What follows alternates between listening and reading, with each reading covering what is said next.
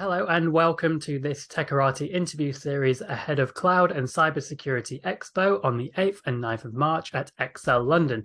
I'm Stuart Crowley, Closer Still Media's Global Content Manager and Editor of Techarati. And today my guest is Alexandra Godoi. She is the Information Security GRC Lead at Oxfam, and she was listed in the SC Media 30 Top Female Cybersecurity Leaders of 2022. So welcome, Alexandra. Hi, Stuart. Thank you so much for having me. This is such an amazing opportunity. Thank you.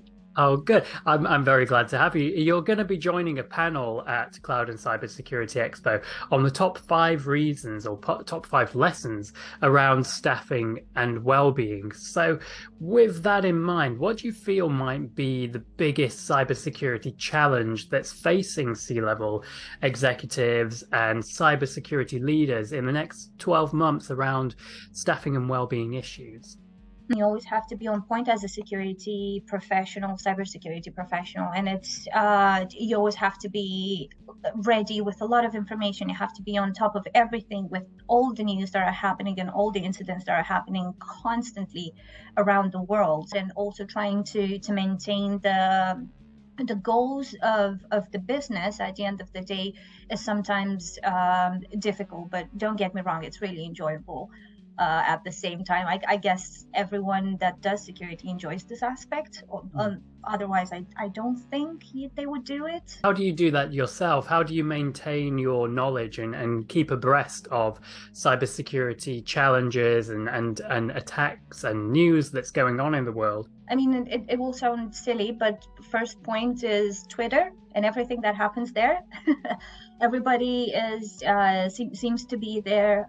So trying to be online, trying to read as much as you can all the time, because it's like news. But then having the networking aspect and having colleagues and trying to filter through all this information, because sometimes Twitter can be alarmist, or just in general, the news and the media, especially pop media, will portray things as quite fatalistic, but it's not the case all the time. Obviously, there are situations like that. So I did some research on yourself, and I've learned that you're a bit of an activist on human rights, and you believe in human rights and fighting for it. So perhaps based on what you've researched online and your own experiences, what do you believe might be the biggest cybersecurity threat to human rights? There's plenty,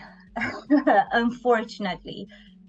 Tech in general, not just cybersecurity, is pretty gendered. So this would be one of the threat aspects. And when I say it's gendered, I mean that tech solutions, think of any sort of tech solution that you can think of, are designed by men and sometimes with men only in mind. So that doesn't necessarily cover the needs, or doesn't take into consideration certain threats that other vulnerable groups might face online. You're one of few people that I've heard mention that there are cybersecurity threats that might affect certain groups of people more than others. Do you have any specific examples of a cybersecurity threat that might affect, say, a woman, for example, more so than a man? The IoT devices we all have in-house that are very useful. There has been numerous reports of how this has been used in technology facilitated gender-based violence, where violent partners have been trying to monitor the women's movement in and out of the house. Or another example could be a technology that is usually has a dual use, and it hasn't been thought out through. Like for example, in Myanmar, Facebook was used to promote a lot of hate speech by the Myanmar government, and that resulted in oftentimes the killings of the Rohingya people. Mm-hmm.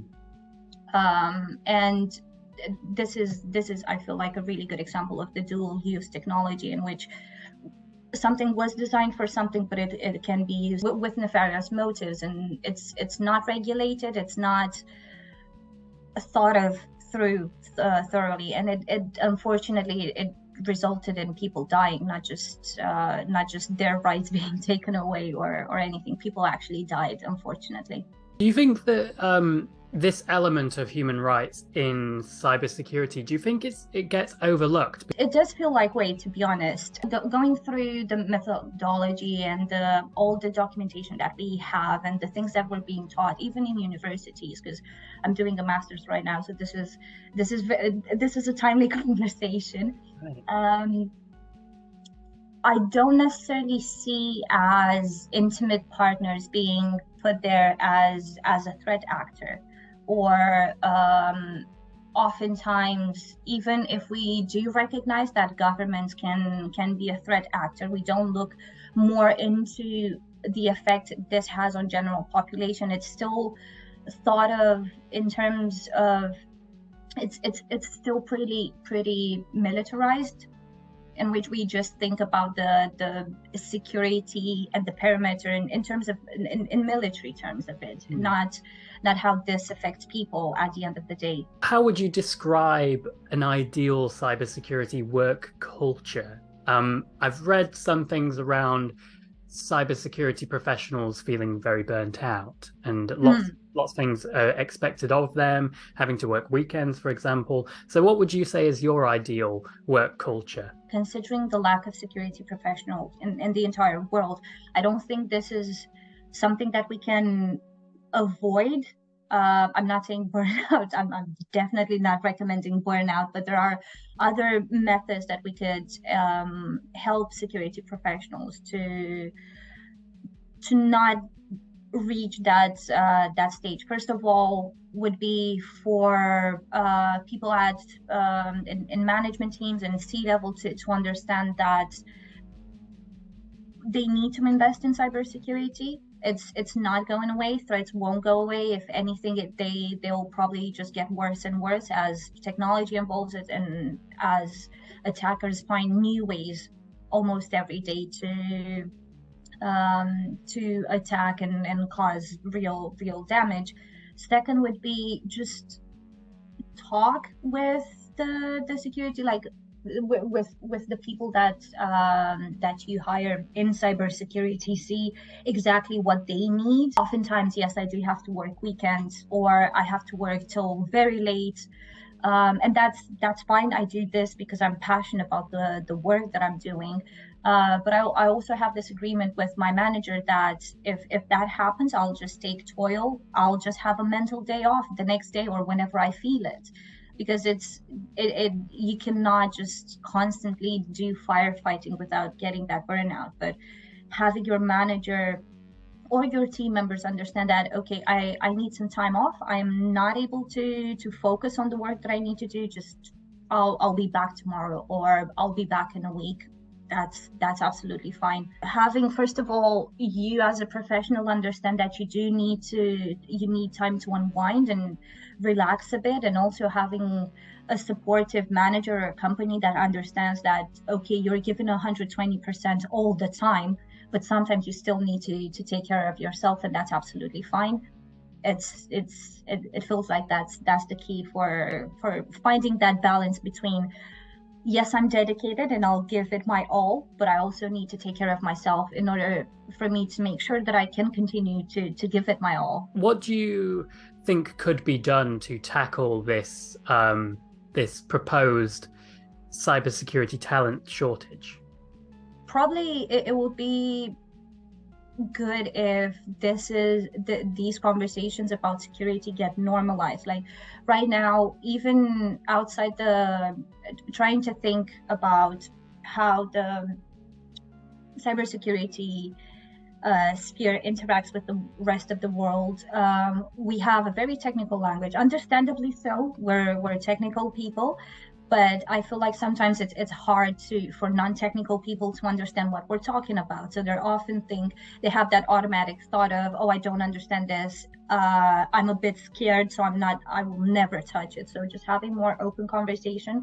Also introducing this thing in school. I read an article once about, I believe it was Sweden, in which they've made it mandatory that pupils at very young ages, they're thought about how to identify misinformation online. And I thought that that is a really, really good step forward for people and young children to understand what risks they face online. That will be enough fuel for more people to become interested in cybersecurity, just presented in a way that this is here to stay. This is something that we need to care about.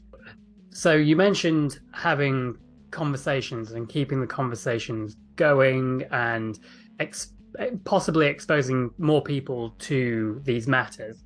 And arguably, one good place to do that would be at Cloud and Cybersecurity Expo on the 8th and 9th of March.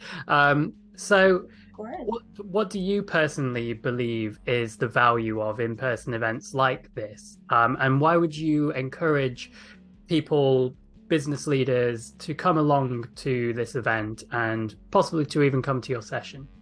Just going in and listening to other people, trying to hear others' stories and understand what others have gone through is such an invaluable experience to have. And we've gone through the pandemic, we've did all the conferences online. I feel like everybody felt that something was missing, and that aspect was just hearing people talk about things they're passionate about, or just do some networking and find new people or new things to discuss is absolutely invaluable. So cloud and cyber, again, it's a great place to do that. I'm really looking forward to this session and all the other session. I've seen the agenda, and there are some really great talks that I'm really excited to hear.